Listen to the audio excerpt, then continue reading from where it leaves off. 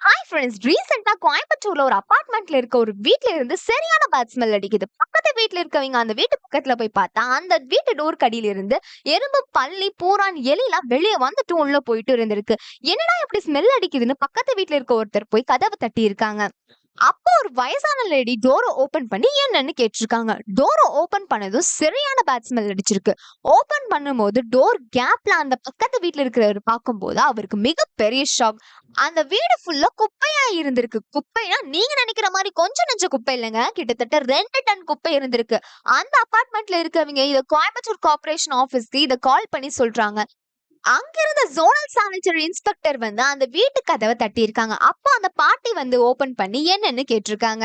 அந்த ஆபீசர் அவங்க கிட்ட, உங்க வீடு ரொம்ப குப்பையா இருக்கு, ஸ்மெல் ரொம்ப அதிகமா வருது, நான் உங்களுக்கு ஹெல்ப் பண்றேன், உள்ள வரலாமான்னு கேட்டிருக்காங்க. அதுக்கு அந்த பாட்டி அதெல்லாம் வேணாம்னு சொல்லியிருக்காங்க. அப்ப உள்ள இருந்து இன்னொரு லேடி குரல் கேக்குது, வாங்க வந்து ஹெல்ப் பண்ணுங்கன்னு சொல்லியிருக்காங்க. அதுக்கப்புறம் உள்ள போய் ஃபுல்லா பார்த்ததுக்கு அப்புறமா தான் பெரிய ஷாக். வீடு ஃபுல்லா குப்பையா மட்டுமே இருந்திருக்கு. ஒரு வீட்ல இந்த அளவுக்கு குப்பையான்னு இமேஜின் கூட பண்ண முடியாத அளவுக்கு இருந்திருக்கு. ரொம்ப பேட் ஸ்மெல்லோட.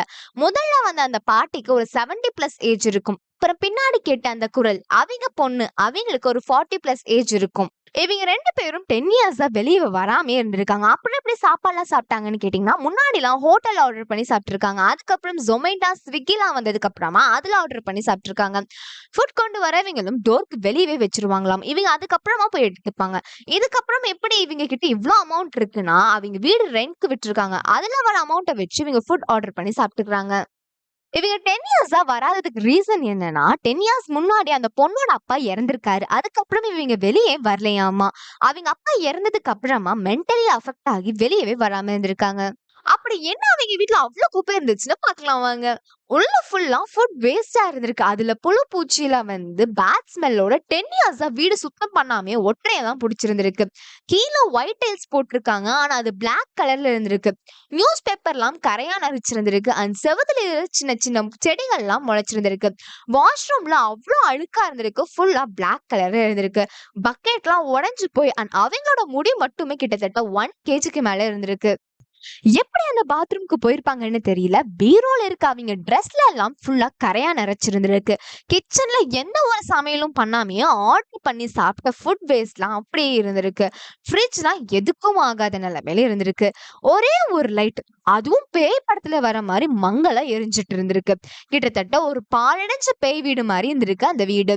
அப்படி எப்படி இவ்ளோ டஸ்ட் அண்ட் பேட் ஸ்மெல்லோட இவ்ளோ நாள் இருந்திருப்பாங்கன்னு யாருக்குமே தெரியல. இதுல அவங்க அப்பா போட்டோ பிளாக் அண்ட் ஒயிட்ல, அதுக்கு ஃப்ரெஷ்ஷா ஒரு குங்குமம் வச்சிருக்காங்க. கிட்டத்தட்ட ஒரு 40 பேர் அந்த வீட்டை கிளீன் பண்ணிருக்காங்க. அந்த வீட்ல இருந்து எடுத்த குப்பை மட்டும் கிட்டத்தட்ட 2 டன். நினைச்சு பாருங்க, உங்க வீட்ல 2 டன் குப்பை இருந்தா உங்களால அங்க இருக்க முடியுமா? இந்த வீடியோ பிடிச்சிருந்தா நம்ம சேனல் மறக்காம சப்ஸ்கிரைப் பண்ணிக்கோங்க. வீடியோக்கு லைக் பண்ணாம இருந்துடாதீங்க. இந்த வீடியோ பத்தி நீங்க என்ன நினைக்கிறீங்கன்னு கமெண்ட் பாக்ஸ்ல கமெண்ட் பண்ணிட்டு போங்க.